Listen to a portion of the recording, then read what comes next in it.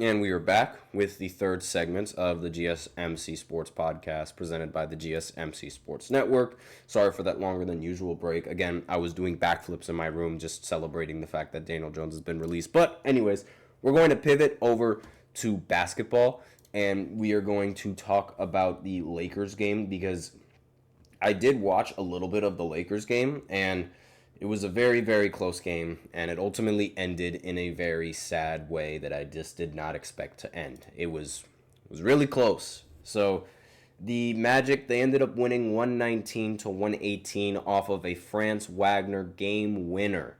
Yes, and obviously, this is LeBron, the glorious king, dunking on Jonathan Isaac because that's just what LeBron does. He's 40 years old, by the way, and he's still putting people in posters. It is absolutely incredible what LeBron has been able to do at this age. And not only that, he ended the game with almost a 30-point triple-double, 31 points, 10 rebounds, and 7 assists along with that. Anthony Davis did play well, 39 points and 9 rebounds. However, despite this performance, he is the reason why this team ended up losing. And towards the end of the game, the Magic, they had to foul Anthony Davis.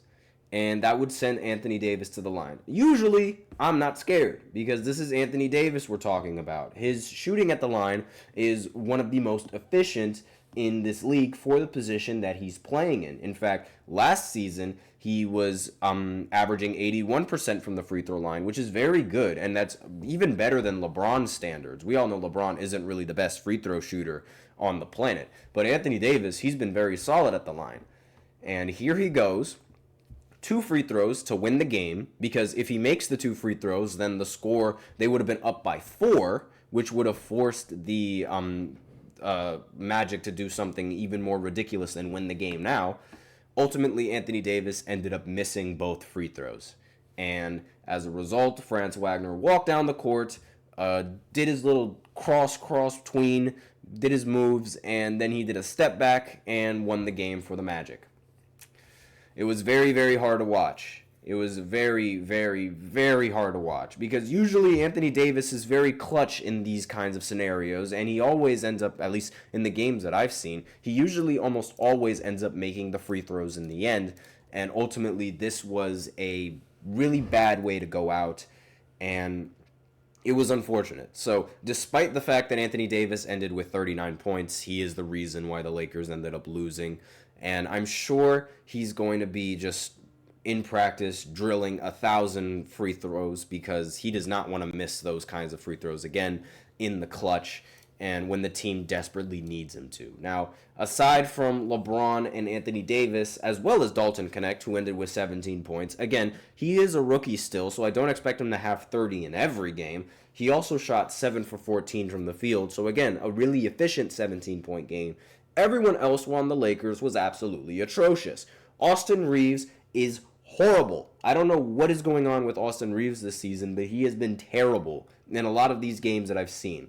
And I remember there were so many fans, they were talking about Austin Reeves, and they were talking about how he could be an all-star caliber player. No, he cannot. Austin Reeves cannot be an all-star caliber player, especially with performances like this, going 3 for 12. Somebody's in the chat. I had to zoom in because the chat is a little bit small. I'm sorry. Thoughts on the whole Joel Embiid, Tyrese Maxey situation? Let's put this in words that I can say on the air.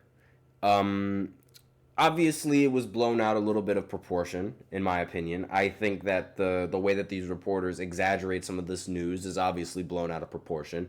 I do not like how Joel Embiid did not take accountability for that being blown out of proportion and actually admitting that he's been late to a lot of things.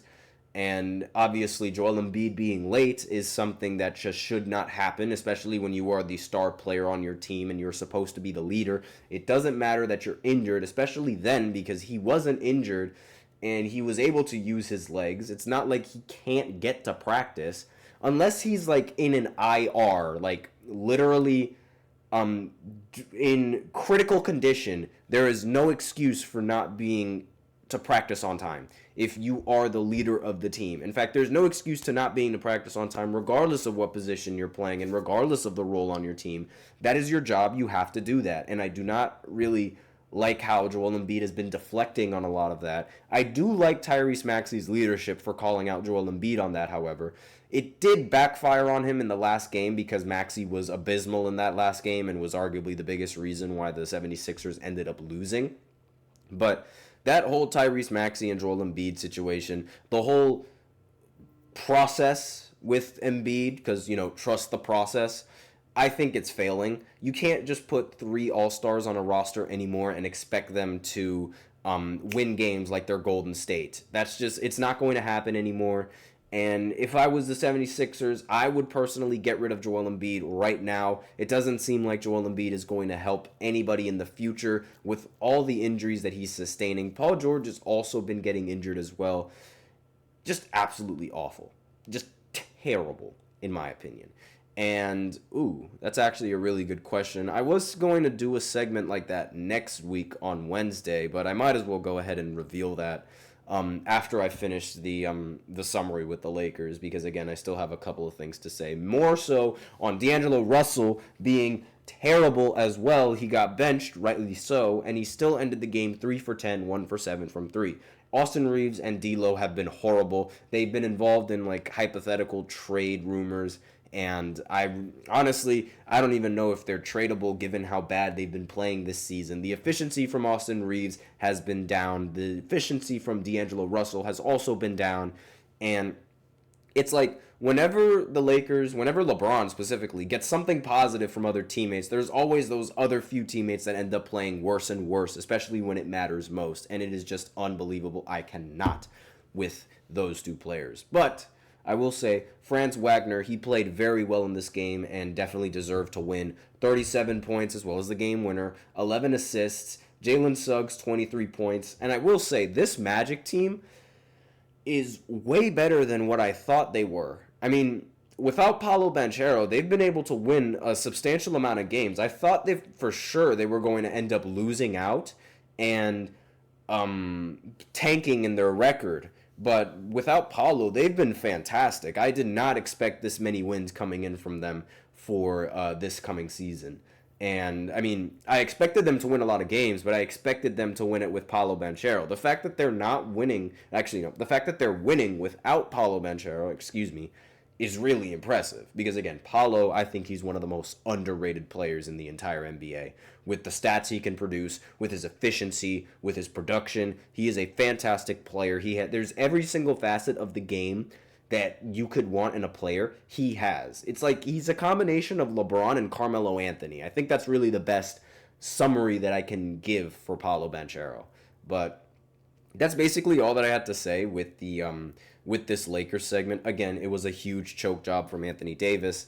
And going into what Fettuccini asked in the chat, who is going to win the Thanksgiving games? So I'm going to assume that he's asking about football and those Thanksgiving games, because those games are it's very popular to watch football on Thanksgiving. The Lions, they're going to destroy the Bears. I have no doubt in my mind that that's what's going to happen. Jared Goff, assuming he doesn't turn into Jared Goof in this game, I think they're going to just completely demolish the Bears. Now, the Giants against the Cowboys, that one is going to be a little bit of a tricky one, but I have the Cowboys winning in this matchup, mainly because I don't have much faith in the Giants, and it would be hilarious if the Giants ended up winning, honestly, but I think the Cowboys, I think that's going to be their first win of this season, and it could really go either way, but judging by how the team is with the Giants and judging by the situation with the Cowboys, it could go either way. I'm going to pick the Cowboys in this one. It's just human nature. It always happens. The Giants, they always, more often than not, end up losing to the Cowboys. As much as I cannot stand it and as much as I really don't like it, it's bad.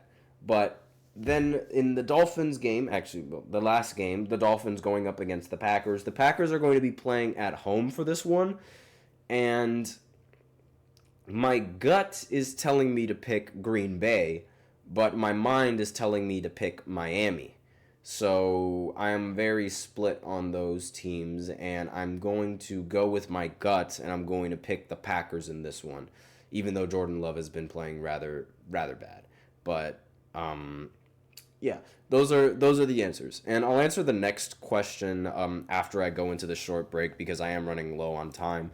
So after this break, we're going to talk about Pat Riley getting a statue from the Lakers, a well-deserved statue. So I'll be right back after this short break. Be sure to stay tuned.